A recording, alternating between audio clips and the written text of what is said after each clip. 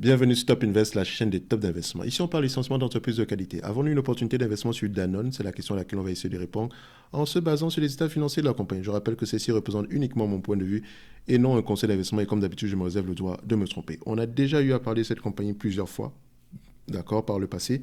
Donc, je vous invite à aller voir les vidéos précédentes. On analysait généralement les rapports financiers au quatrième, au troisième, deuxième trimestre, etc. Bref, je vais aller droit au but ici.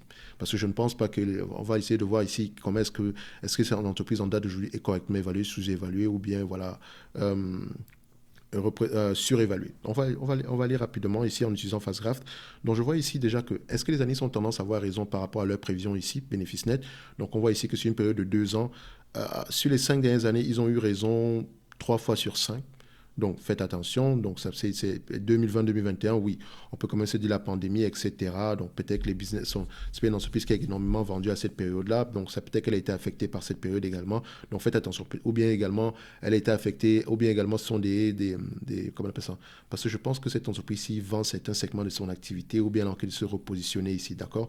Donc, dans tous les cas de figure, c'est pas mauvais. Donc, 2 fois sur 3 ici, les analystes ont raison.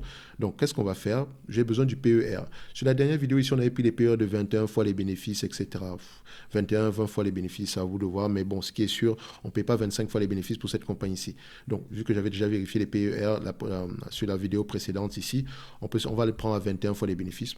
D'habitude, je prends 20 fois, mais bon, vu que j'ai pris 21 fois, ça ne me dérange pas non plus. 21 fois les bénéfices. Les bénéfices net attendus ici sont de combien? Les bénéfices net attendus ici en 2023 sont de à peu près 3,47 $. Bon, ok. On va le prendre à 3,47 $ au 31 mois de décembre 2023. Donc, on multiplie ici par 3,47 €, excusez-moi. Ça donne à peu près 72,67 €. 87.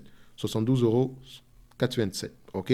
Maintenant, n'oubliez pas, c'est une entreprise également qui a un certain niveau de dette. OK? Donc, quand on vient ici au niveau de la dette nette, admettons que c'est le bon chiffre qui est présentement ici, d'accord, par rapport au nombre d'actions, on a à peu près, quand je prends à peu près 10 milliards 180 millions ici, donc 10 milliards 180 millions, divisé par le nombre d'actions, 640, ça donne à peu près aux alentours ici de 16 $ l'action, d'accord, de dette nette.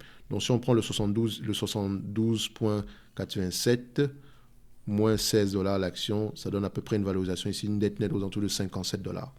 OK?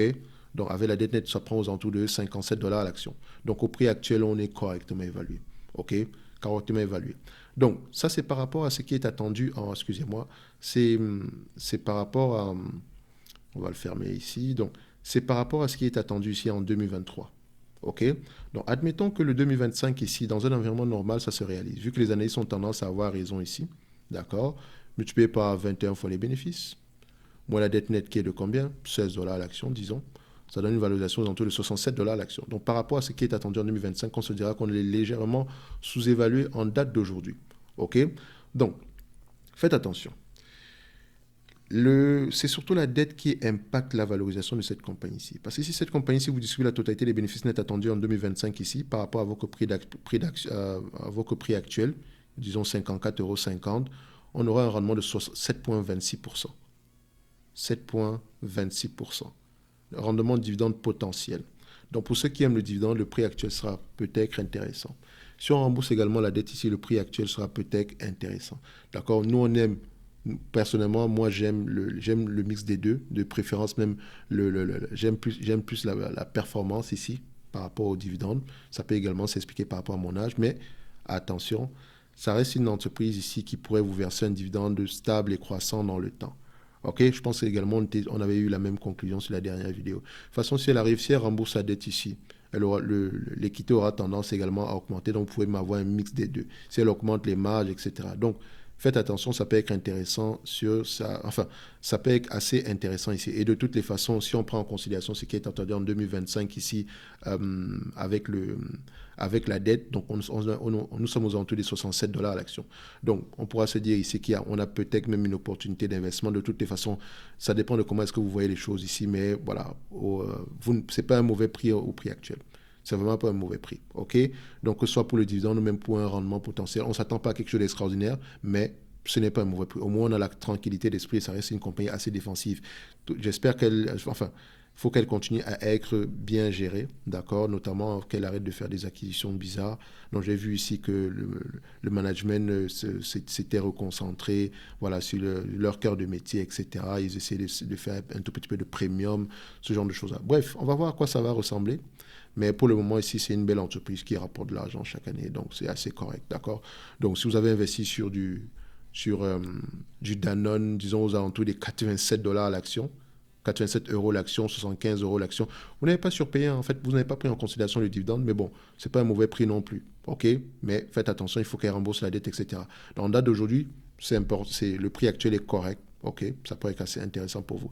Donc, n'oubliez pas, pour ceux qui veulent aller plus loin, en description de cette vidéo aussi, on a le service Top Premium où vous aurez droit à une formation ici sur comment analyser une banque et comment lire les rapports financiers au courant du mois d'avril sans charge supplémentaire pour les 150 personnes restantes ici. Donc, la fin ici de cette promotion-là, c'est au mois de mars. OK? Donc, ce qui veut dire qu'une fois que la formation sera prête, elle aura un prix individuel ici, plus les informations que vous avez généralement dans le service Top Premium. À savoir, je peux demander des analyses quantitatives, je reçois ici mon choix, le choix de Top Invest. Donc, je vous présente 2 notes d'analyse ici sur des entreprises qui sont sous-évaluées selon moi. Donc, les notes d'analyse, c'est pas que des éléments quantitatifs. Donc, on lit les rapports financiers, on essaye de débattre par rapport à tel ou tel investissement ici, d'accord?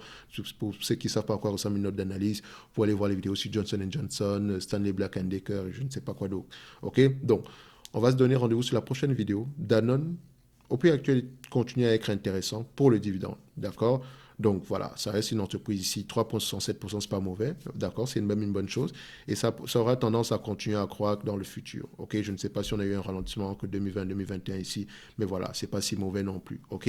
Donc l'entreprise pourrait même avoir, on pourrait même avoir un tout petit peu de performance si on rembourse également la dette. Attention, je ne dis pas ici qu'elle est très endettée ou quoi que ce soit, non, pas du tout, ok? Donc la conclusion est simple, le prix actuel est correct pour le dividende. On va le dire comme ça, on a quand même un rendement sur coût de près de 7%, ok? Donc on va se donner rendez-vous sur la prochaine vidéo. Et d'ici là, portez-vous bien. Merci.